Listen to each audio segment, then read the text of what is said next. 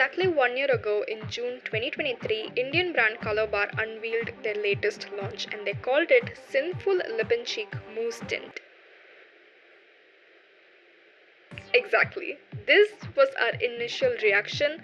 I distinctly remember how the Indian audience, including myself, felt underwhelmed because in the same year and a year before that, other Indian brands like Swiss Beauty, their sister brand Craze, Love Earth, Rene, Mama Earth, and many brands launched similar looking lip and cheek tint in the same pot packaging. With nobody talking about Sinful, we all collectively assumed it was exactly like one of those cheap lip and cheek tints. Now fast forward to 2024.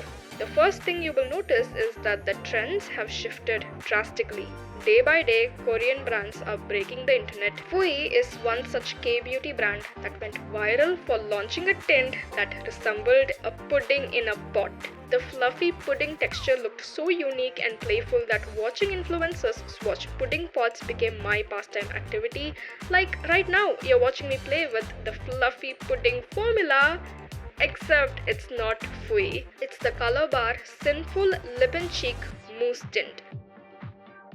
Welcome back. Today we are going to revisit a long forgotten tint from Colorbar. Such a random video in the middle of summer, and it all started because of this. When Fwee was absolutely going viral and influencers all around the world were going gaga over the texture, my friend Megan, yes, the same friend who introduced me to Pigment Play Loose eyeshadow, a genius, she was like, why don't we just make our own version of Fwee instead of waiting for Fwee to officially launch in India? Now she thought Colorbar looked like a perfect dupe for Fwee, and she was like, why don't we just replace Fwee with Colorbar? I'm not gonna lie, it took me a good minute to recall Sinful, mainly because I saw nobody talk about it. I was so excited because it's been a while since I tried something unique from Colorbar. So this is how we DIY'd Fwee Pudding Pot.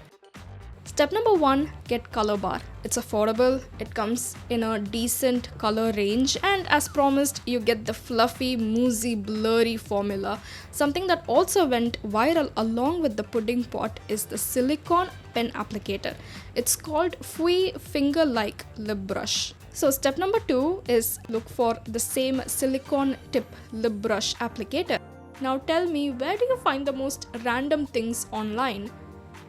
Amazon.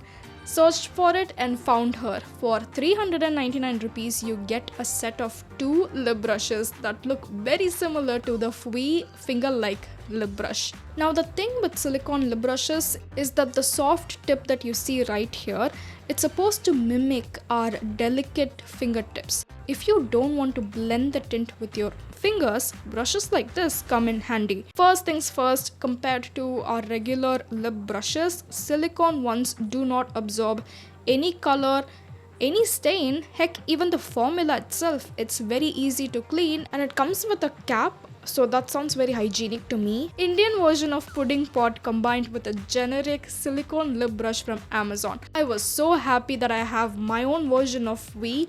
I tried this combo for the past 2 weeks and here is a honest, genuine review. Even though this started as a fun little DIY with my friend, I have to agree that the formula of Colorbar surprised me to the core along with the brush. Aesthetically, the difference I noticed between Fwee and Colorbar is that Fwee looks fluffy, whereas Colorbar feels creamy and moussey. I'm sure you all have seen the swatches of Fwee. Pudding formula is very solid, whereas Colorbar is soft and creamy. But you do get the same blurry velvet matte finish. When you apply it though, it feels like the formula is floating on the lips. Feathery, airy, and when you mum your lips, it feels so buttery smooth. For someone who already owns so many Korean velvet matte tints, Colorbar absolutely felt different and unique compared to my other blurry tints. The pot packaging felt different. How different? Dipping my fingers on the formula, feeling the putty, bouncy texture just brought out the inner child in me. I was so into the texture, I wore it every day. It was non-drying, and my favorite part was it did not give me any butthole lips after eating my meal. Color faded in gradients. This is before meal and this is after meal. It's not transfer proof, but it does leave a mild stain. Now let's talk about the color I have, Easy Talk 010. Though it looks deep berry mauve on the pan, when you swatch it, it's more of a coral pink color. With a formula like Sinful, you can start by applying a very sheer layer first. The first layer looks like a coral nude on my skin tone, and it's only when I layer it, it looks like a proper pinkish coral color. Now the color did oxidize and it started to appear more pink. If you know me, you know that with any blurry lip formula, I try to use it as my blush.